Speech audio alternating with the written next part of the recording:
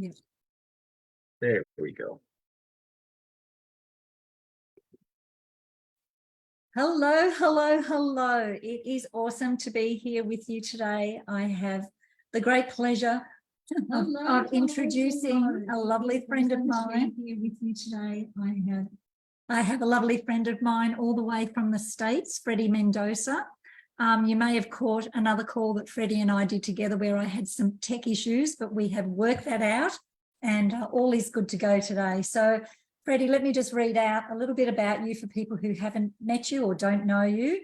But Freddy is a certified advanced trainer like myself in the Nurtured Heart approach.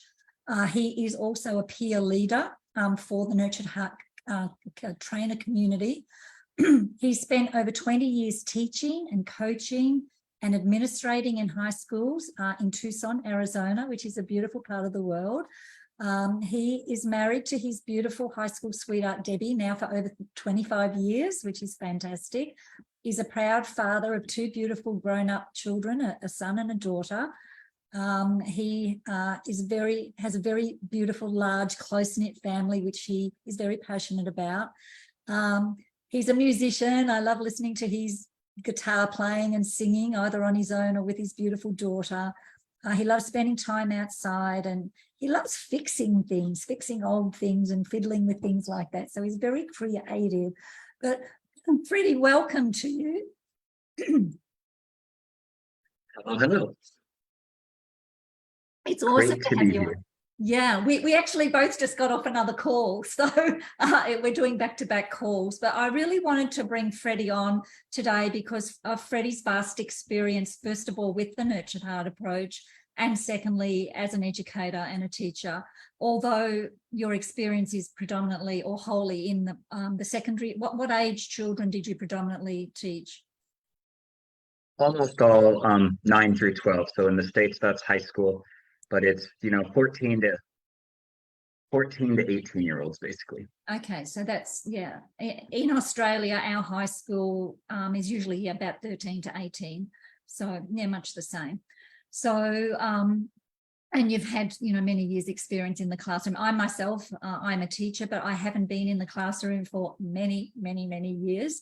Although I think I would experience it quite differently now, knowing what I know compared to when I was teaching back years ago, because I've come to realize through learning the Nurtured Heart approach that even though I thought I was a good teacher, but I think I was still doing a lot of upside down connecting and relationshiping with the kids.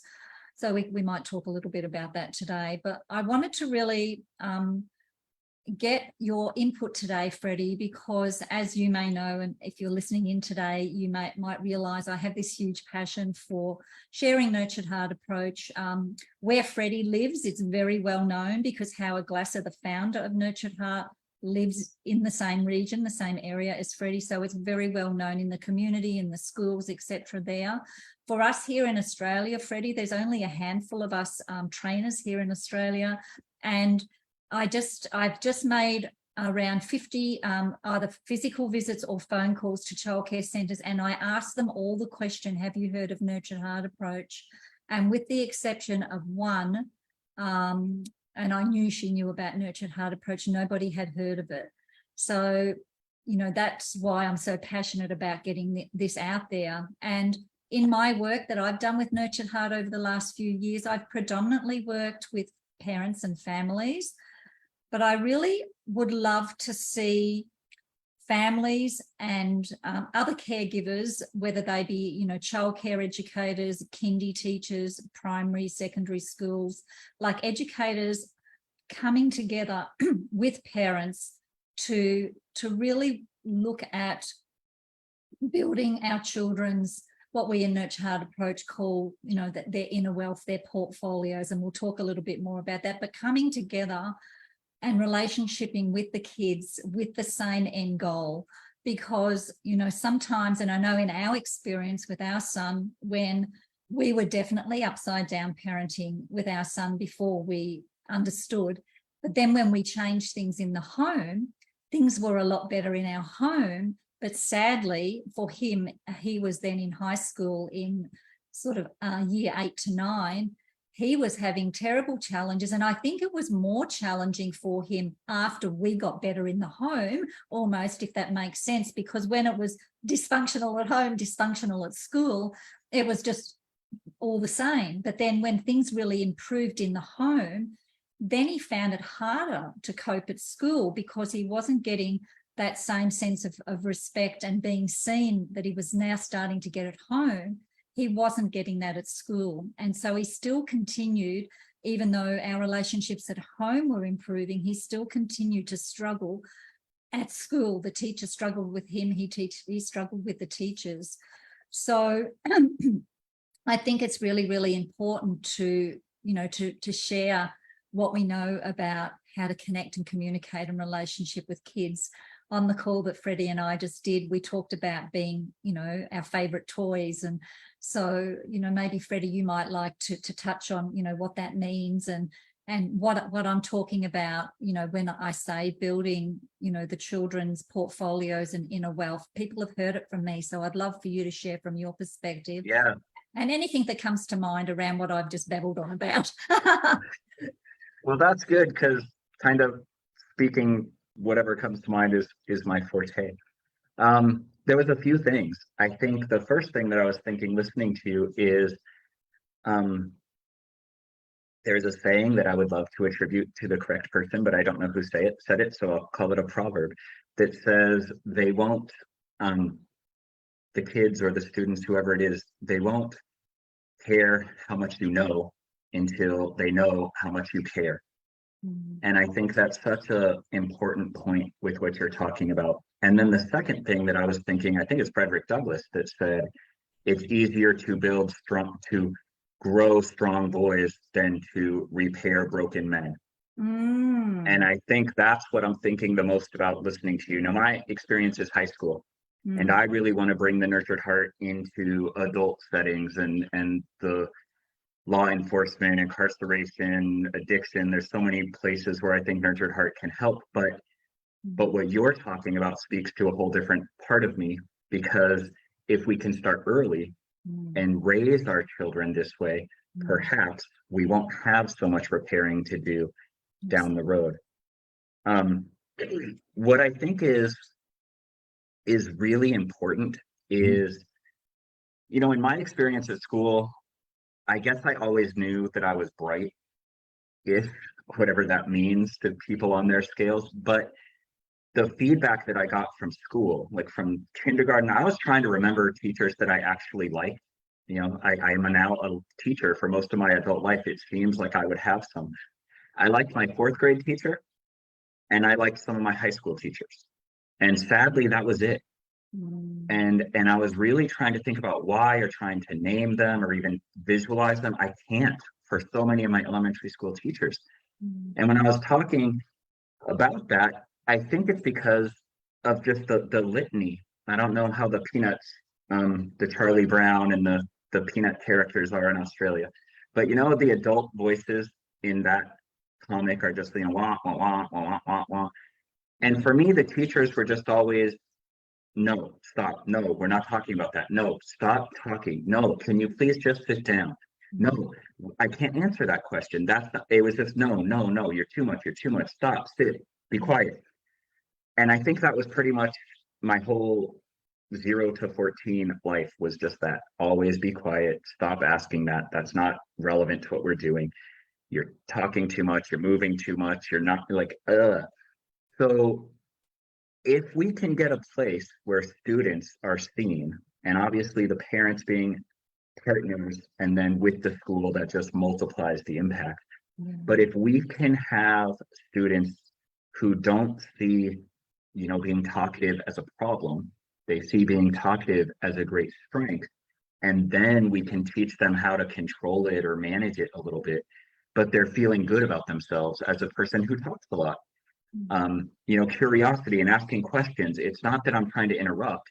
It's that I have the greatness of curiosity and engagement and wondering. And yes, I have to learn to wait till the proper time and things like that. But when you frame it as a greatness and a strength, you take down all the defensive walls. People are building more positive self-images is really what it's all. I mean, in Nurtured Heart, we say inner wealth, but when their inner wealth is really deep and they're really wealthy in terms of inner wealth, then you can tell them things like, okay, but maybe during this time, you can't just shout out questions. And it's easier to enforce some of the rules because they're feeling valued and they're feeling seen. They're not putting up their defenses like these people don't even understand who I am. So that might be too much, but that's what I'm thinking right off the bat is if we can get students early on to start framing all of their little quirks and all of their intricacies, all the things that make them as strengths, and then work to, everybody has things to work on, but if we're working from a place of strength, that's so much different than when just everything is no, you're wrong, that's not neat enough, that's not fast enough, you're not quiet enough, you're not blah, blah, blah. It's just a whole different feel. So that's what was getting me. Absolutely. And it all comes back to the upside down, doesn't it? And when I think about, I definitely was upside down parenting. And if you don't understand what upside down parenting is, it's basically where we give more attention, energy, connection, and relationship to things not going right, rules not being followed, rules being broken, kids being disrespectful, etc. We're never too busy to come in and give that energy, connection, and relationship. But then when kids are behaving, doing the right thing, and this could also be applicable in the classroom, right? They get very little energy. As a teacher, sadly, I remember the kids, and I still remember specific names of kids who were the most challenging kids because they got more of my attention, connection, and relationship because of their inappropriate behavior, and I energized that more. Do I remember the kids, the cooperative kids, the kids who got on with their work?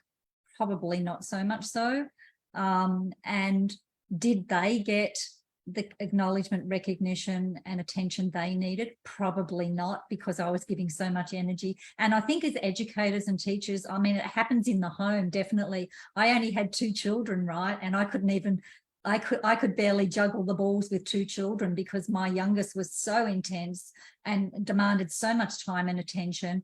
I spoke of this on the call we were just on, and my eldest son, who was the quiet, compliant, cooperative one, barely got a recognition. It might have been thank you, good job, what we in Nurtured Heart call junk food praise. So that's really something to be mindful if you're listening in as a parent or an educator, that we need to look at all of our children. So we're not just, we don't just use the Nurtured Heart approach on the more intense and challenging children. We're really wanting to build everybody's portfolio and greatness, and we want all of our kids to see the amazing people they are.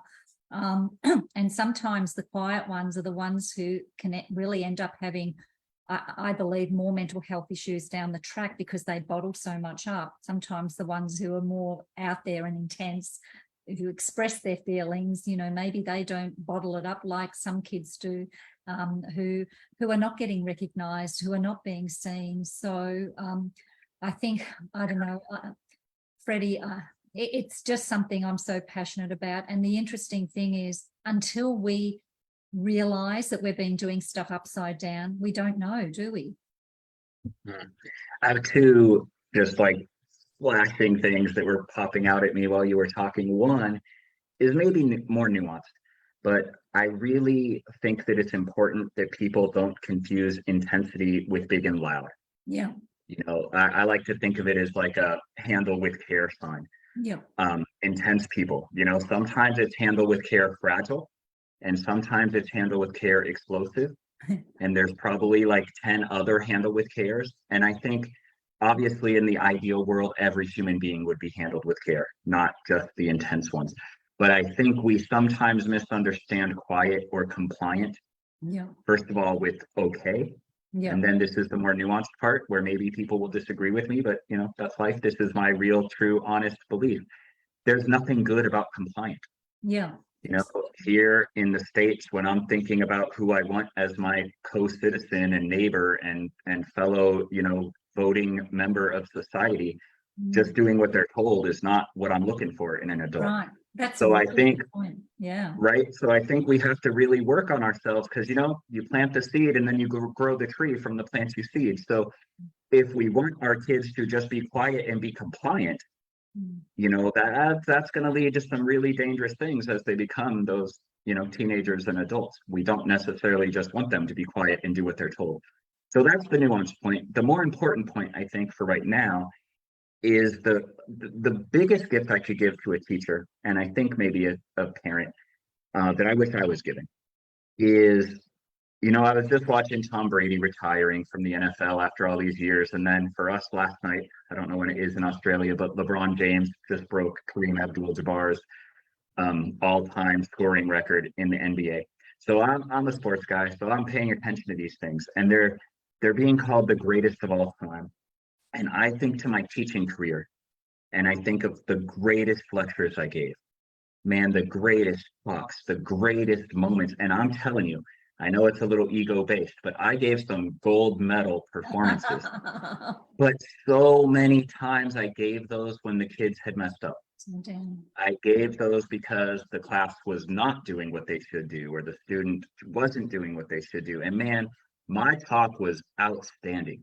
Again, world record maybe if that was kept, but in such a horribly timed way. That once I learned nurtured heart, you know, and let it sink in, I could have said the exact same words just at a different time. It's about time. Everything would have hit better. So yeah, so for so many parents who are like, but I need to teach this lesson. They need to understand it can't all just be flowers and lollipops. Like, absolutely. The nurtured heart can be very, very structured, and we can be very clear with our rules.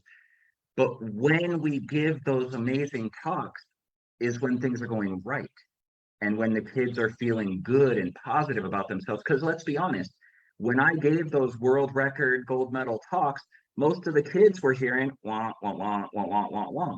I had just told them they were messing up. They had just put up all their defensive walls. They weren't hearing a single word that I said. So I gave great lessons that impacted nothing.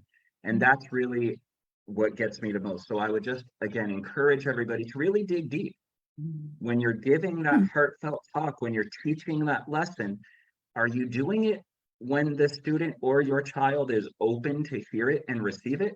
And let's be more honest, it could be your spouse or yourself as well. You know, when you're feeling positive and things are going well, you're much more open to hear those things. When you're feeling criticized and put down and not very sure of yourself, you're not really ready to receive any of that. So I hope that's what gets people more interested in really thinking about some of these nurtured heart approach ideas.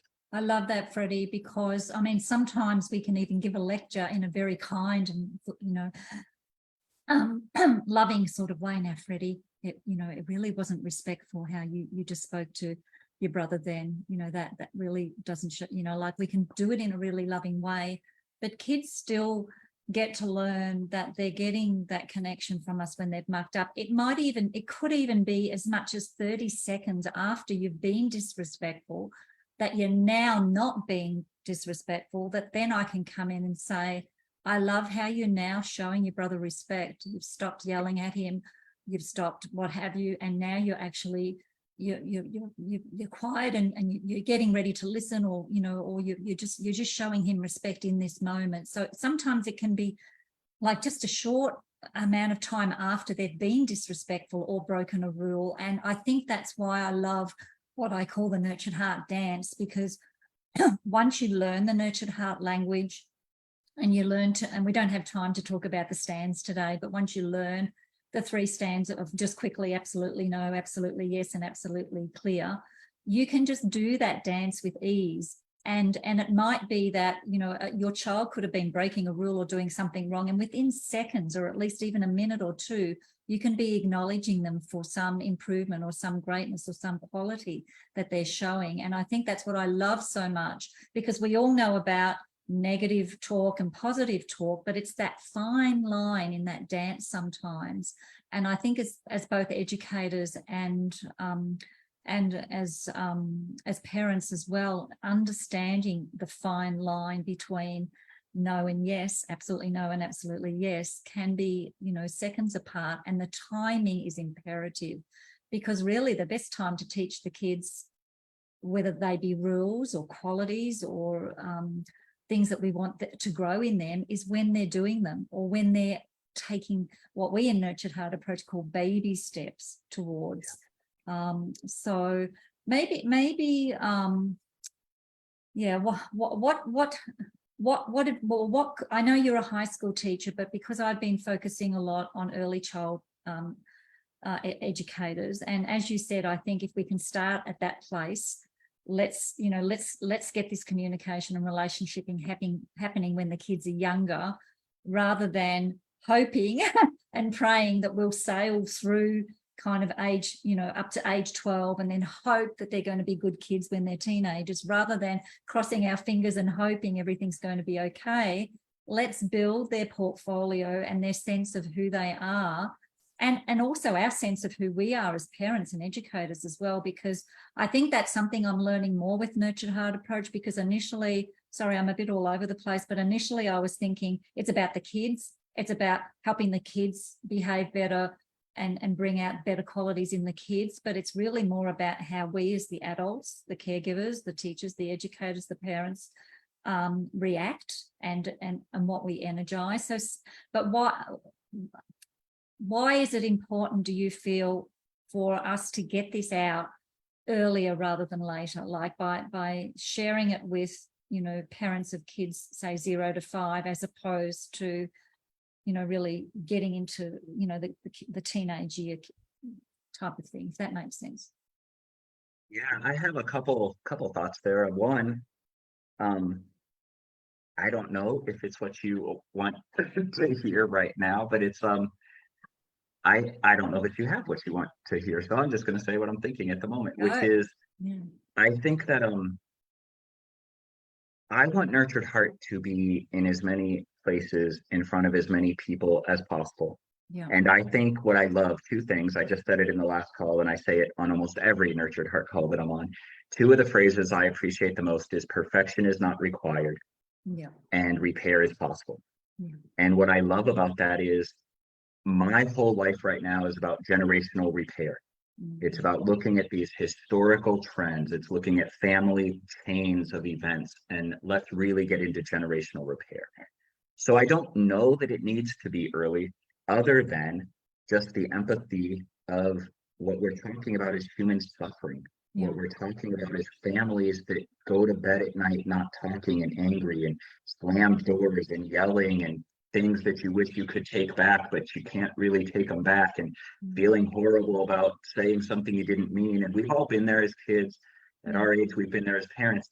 I just want, the earlier we can start it, the less human suffering there is, right? Like, it literally just seems that simple to me. The other thing that I wanted to say, which I sometimes hesitate to give this example, but I think it's really important, about just literal seconds. And I know, again, with me, it's high school kids, and man, they are fantastically sarcastic and incredibly talented in the ways they can get under your skin and find your smallest insecurities and jump on that button and all of those things. So, I mean, I tell this story. I have sometimes been getting yelled at, just berated, sworn at, screamed at, like everything you can imagine. And I wait. And literally there's nothing to recognize that's great right at that moment. It's pretty ugly what's coming at me. I get this from several other trainers before me. This is not solely my story, but I have also experienced it now. I literally wait until the student is just inhaling, like they are pausing in their swearing me out just to inhale so that they can start swearing me out again. But while they're inhaling, I can jump in that moment. Thank you so much. You're not, and then they're starting again. So I stop. And then I wait for the next inhale. Thank you so much. You're not cussing at me now. And then there's, and it only takes 4, 5, 6 times before they get it too. And they're like, oh. And then you can change the discussion. And to be honest, again, with high school kids, I just have to be real. Like, look, I like that you're sticking up for yourself. I like that you are so adamantly just upset about what you think is unjust in this situation, and you're advocating for yourself, and look at you, I'm a teacher, an authority figure, a man older than you, and you are still here up in my face. I love so much about that. But here's what we need to do, right? And this is how I'm reacting to you, is now I'm talking to you because you're not cussing at me anymore. You're not yelling at me anymore. And when you were yelling at me, I'm not going to arrest you or like, call the cops or whatever, but I'm also not going to engage with it. I'm not going to energize. I'm not going to start yelling back. I'm not going to escalate and get in a power struggle. Now all of a sudden it's not even about the thing that started the whole argument. Now it's about the fact that you're yelling, and it just this series of escalation and wanting to punish. I mean, so many people have been so damaged by that thought. Yeah. So what I really want to stress about getting this into schools is, can we break that cycle? It doesn't have to be about punishment. It doesn't have to be this punitive, you did this and so therefore I must get you back, or like all this crazy thinking that people get in. It's like, we want the children to not be swearing. There will be a moment when they're not. Recognize the heck out of that. And yes, we will teach them the rules. Again, you can't really see it until you see it, but the rules get taught. The structure is there. People in nurtured heart households and nurtured heart classrooms definitely understand what the rules are. And it's very clear. And as a matter of fact, it's more clear because there's fewer warnings. There's fewer exceptions to the rules. There's fewer like, well, when Mr. Mendoza is on a good day, we can do all of these things. But when he's upset, you can't even do it once. Like, no, a rule is a rule. And it doesn't have to do with my mood or whether you're a good student, bad student, whatever the heck that means. A rule is a rule. And so anyways, I don't want to take up too much time, but I get so passionate about it like you do. There's so much benefit that can come to the kids, especially, but then it plays out. The teachers will feel better. The parents will feel better. Everybody feels more successful. It just feels better to talk about the greatnesses. You're talking about the same thing, but you can focus and frame it as a strength instead of as a weakness, and it changes the whole energy. It changes the whole dynamic of the relationship. It's huge. That is so huge. And I think a lot of those kids, I'm assuming, well, based on my son at that age, they're just wanting to be heard. They're wanting, and they're not feeling heard and recognized and acknowledged. And sometimes they have to shout a bit louder or stamp their feet or do something to be seen and heard. And don't we all as humans want to be seen and heard and acknowledged? And even though we might have differing, ideas of things and different ways of looking at things, I think, I don't know, Freddie, like we are so passionate about this. I think, like as you say, anybody we can teach this to, we're happy to. And the reason I said I'm focusing on the preschool is just because if we can introduce this into the home and into the classrooms at the younger age, then hopefully in those years, say between 5 and 12, we can be building their inner wealth, building their portfolio and sense of who they are as a person. The parent's going to feel better. The educator's going to feel better. The kids are going to feel better. When the kids are escalated, the parents are escalated, there's no positive that's going to come out of that. So the nurtured heart approach is going to assist your relationships in so many ways. And I say one thing about that, Lillian, real quick. What we talked about at our school for years and years is this idea of a thermostat versus a thermometer. Yeah. And that may sound really silly, but I'm thinking about even the police brutality deaths and the crazy, crazy things going on here. And, if the kids get louder, more energetic, more rambunctious, and then the adult does, and it's just a thermometer. They get hotter, you get hotter, they get hotter, they get colder, you get colder. That's the exact opposite of what we want. Yeah. And that's what's going on in most places. Yeah. And what we want here is thermostat. If they get hotter, we're almost going to get colder. If they're getting colder, we're going to get hotter. Like you want to get to that temperature that you want it set at. Yeah. Right. So we, as the adults, the professionals, the parents, the whatever you want to say, like we should be the thermostats. And that's where de-escalation is going to happen. That's where a bad, intense situation can calm down instead of getting worse. And that's where I think Nurtured Heart can be so valuable, is we don't need to add our heat to an already hot situation. We need to calm it down. And then vice versa. If things are getting too mellow, right? Too calm, too cold in this metaphor. Like bring our energy, bring our passion, bring our joy, bring our humor, bring all the good stuff to heat it up. So I like that metaphor. I hope that that helps. Like I think that's what parents and teachers can visualize when the Absolutely. relationship is feeling out of whack. Absolutely. And I think if everybody went into their hearts, that's what they want. That's what we want. Why do we have children? We don't have children for, disharmony and being feeling escalated. Like some parents are escalated for days, weeks, months, and years constantly. That's not what we want. That's not why we became a parent, nor why we become educators, right? So some great conversations have happened today, but we better wrap it up. We could talk about this for so long.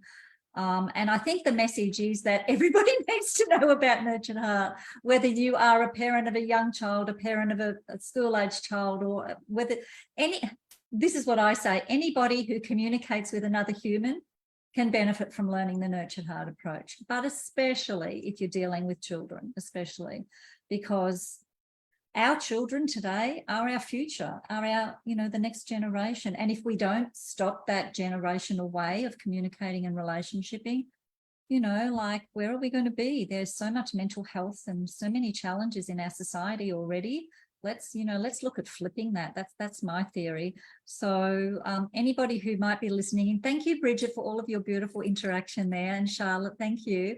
If I may just add at the end before we go, I am so passionate about having people find out about this here in Australia. I'm doing a masterclass next Wednesday, the 15th, so the day after Valentine's Day. So you're all loved up on Valentine's Day. So the day after, I'm going to be sharing our story and journey with my youngest son, and my eldest son is actually going to be on the call as well.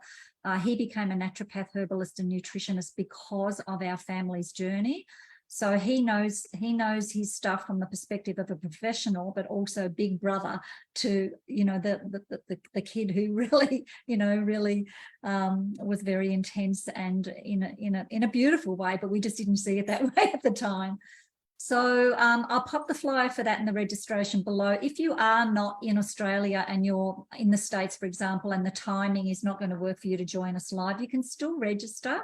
And then by registering, you will receive the replay afterwards. So I'm going to go through some basics of Nurtured Heart approach, our story. Nathan's going to cover some health and wellbeing stuff. And it's going to be a pretty action-packed around about, I'd say, 75 to 90 minutes. So come and join us if you'd like to. We'd love to have you. It's our passion. If we can just share with one more person about this amazing way of connecting and relationshiping, then we are happy, aren't we, Freddie? Absolutely. And I would just add to anybody, I mean, you're here because you probably know Lillian in some way or you came across her page, but there is so much passion. There's so much reality and sincerity and depth to her stories and what she's sharing. It's the most amazing experience. If you can possibly make it happen for yourself, it would be great. So absolutely, I would encourage you. That was very kind of you. Thank you, Freddie. Thank you, everybody, for tuning in today. I look forward to catching you for another conversation. And until then, bye for now. Well, there you go.